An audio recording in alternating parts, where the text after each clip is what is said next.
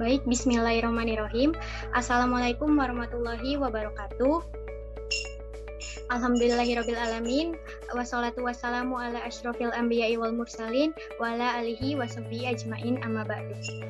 Pertama-tama, marilah kita panjatkan puji syukur kita kehadirat Allah Subhanahu wa taala yang telah melimpahkan rahmat serta hidayahnya pada kita semua sehingga kita dapat berkumpul di sini. Salawat serta salam kita berikan kepada Nabi Muhammad SAW yang telah membawa kita dari zaman jahiliyah menuju zaman yang penuh ilmu pengetahuan seperti sekarang ini. Yang saya hormati kepada Ibu Cucu Zainab Subarkah selaku dosen filsafat pendidikan dan juga kepada teman-teman dari kelas 3B. Pada kesempatan kali ini, kami dari kelompok 8 ingin mempresentasikan mengenai sikap yang diambil dalam menghadapi tantangan pendidikan. Sebelumnya, kami dari kelompok 8 yang terdiri dari anggotanya, satu ada Rian Wirayuda, yang kedua ada saya sendiri yaitu Salinda Jauza, dan yang ketiga ada Silvania Windy. Yang pertama akan dibahas mengenai pengertian terlebih dahulu. Menurut Kamus Besar Bahasa Indonesia atau KBBI, tantangan merupakan ajakan berkelahi, berperang, hal atau objek yang menggugah tekad untuk meningkatkan kemampuan mengatasi masalah, rangsangan untuk bekerja lebih giat, hal atau objek yang perlu ditanggulangi. Dari pendapat di atas, tantangan dalam pendidikan dapat juga didefinisikan sebagai suatu perlawanan yang berat, banyak dikerjakan guna sesuatu yang menarik, yang menggugah rasa semangat untuk melakukannya. Tantangan yang dimaksud menurut Neta tahun 2017 yaitu merubah cara pandangan atau cara berpikir. Yang kedua, memiliki kemampuan untuk merencanakan program pembaruan. Yang ketiga, mampu bersaing dan memiliki keunggulan kompetitif yang ingin dicapai. Nah, dari pendapat di atas, dapat kita simpulkan bahwa tantangan adalah perlawanan atau semua pemecahan masalah yang harus diselesaikan oleh guru dalam hal pengajaran. Nah, dapat disimpulkan juga bahwa tantangan pendidikan adalah proses perlawanan dalam mencapai dan mewujudkan sumber daya manusia yang berkualitas dengan menjadikan masyarakatnya berpendidikan, berilmu, dan berbudaya guna melestarikan dan meningkatkan eksistensi masyarakat selanjutnya.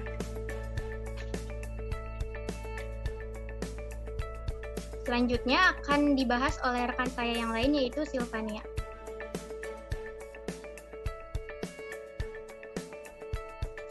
Baik, terima kasih. Selanjutnya yaitu penyebab adanya tantangan pendidikan. Nah, menurut Ahmad Tafsir dalam filsafat pendidikan Islam, keadaan pendidikan di Indonesia ditandai dengan permasalahan sebagai berikut. Nah, yang pertama, sistem pendidikan di Indonesia masih kaku. Nah, suatu sistem yang ada dalam kekuasaan otoriter itu sifatnya kaku. Ciri-cirinya adalah birokrasi yang ketat dan sentralisme. Nah, Undang-Undang Nomor 20 Tahun 2003 tentang Sistem Pendidikan Indonesia telah memberi ruh baru dalam pendidikan. Namun hal itu nampaknya tidak banyak merubah pelaksanaan pendidikan yang hanya bisa menunggu petunjuk dari pusat saja. Kemudian yang kedua, sistem pendidikan nasional telah diracuni oleh korupsi, kolusi, dan nepotisme. Nah, ternyata manipulasi dana itu tidak sedikit ya dari lingkungan pendidikan kita yang melakukan hal-hal seperti itu. Nah, komite sekolah itu belum bisa mengontrol secara menyeluruh di lingkungannya sekolah sendiri. Nah, sehingga mereka juga tidak bisa mengontrol ke tingkat lebih tinggi sampai ke dinas pendidikan. Nah, praktek korupsi itu menjadi penyakit tersendiri yang akan menurunkan kualitas pendidikan kita. Kemudian yang ketiga, itu sistem pendidikan tidak berorientasi pada pemberdayaan masyarakat. Nah, hal ini itu sering terjadi karena pendidikan itu dianggap sebagai beban bagi masyarakat. Nah, padahal masyarakat itu perlu pendekatan untuk menekankan terciptanya situasi yang memungkinkan masyarakat agar tumbuh dan berkembang serta memiliki inovasi untuk berperan serta dalam pendidikan gitu. Boleh di next.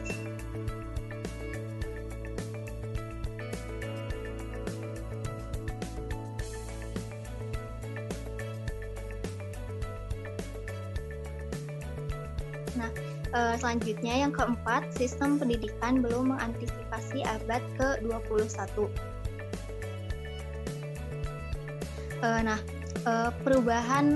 Setiap perubahan kurikulum yang ada di Indonesia itu ternyata tidak mampu memberikan kontribusi yang maksimal karena hanya sekedar formalitas saja gitu ya, maksudnya.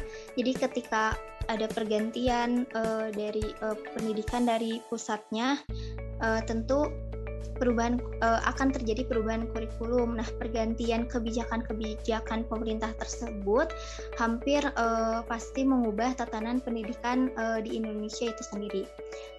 Kemudian yang kelima, biaya atau anggaran pendidikan masih terlalu kecil. Nah, kebutuhan pendidikan itu menuju persaingan mutu dan kualitas pendidikan yang sangat besar dari segi anggaran. Jika terjadi masih terkesan seadanya, maka Indonesia masih terus tertinggal. Kemudian yang keenam itu daya saing lulusan yang masih rendah. Nah, secara individu banyak sekali gitu ya pelajar Indonesia yang berprestasi sampai ke tingkat internasional. Namun secara global pendidikan di Indonesia itu masih tidak menjadi tujuan dalam menimba ilmu minimal di Asia Tenggara. Nah, berbagai situasi yang digambarkan oleh tafsir di atas itu hanyalah sebagian kecil dari permasalahan-permasalahan pendidikan yang ada di Indonesia. Nah, permasalahan tersebut hanyalah kulit luarnya saja gitu, jadi belum sampai ke akar-akarnya. Nah, maka kita perlu memperbaiki sistem pendidikan di Indonesia itu sendiri agar sistem pendidikan di Indonesia dapat lebih maju dan berkembang. Nah, mungkin selanjutnya akan disampaikan oleh Saudari Rian.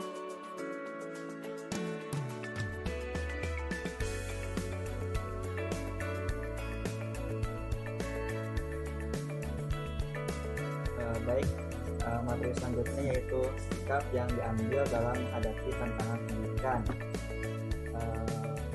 Sikap dalam menghadapi tantangan pendidikan, yang pertama yaitu sikap acuh terhadap tantangan perubahan sosial, yang mana sikap ini berlandasan pendirian, yaitu bahwa suatu perubahan sosial yang mengakibatkan berbagai macam tantangan pada dasarnya adalah sesungguhnya Allah yang selalu berjalan di semua masyarakat. Kemudian yang kedua, ada sikap yang mengakui adanya perubahan sosial akan tetapi menyerahkan pemecahan kepada orang lain.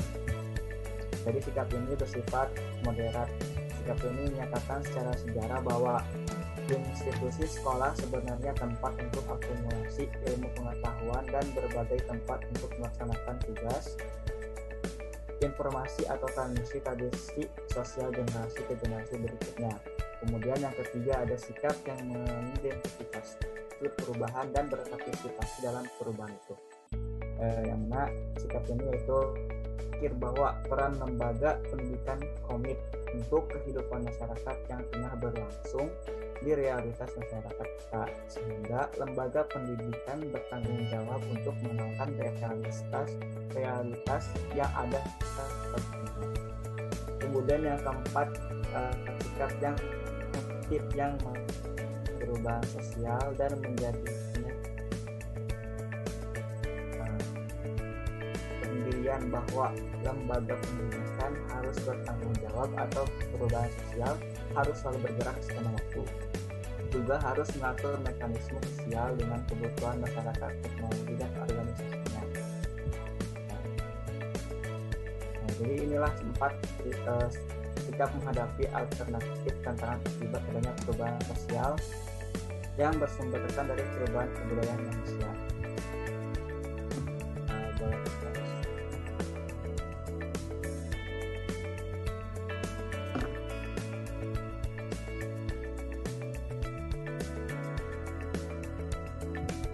Kemudian upaya-upaya menghadapi tantangan pendidikan.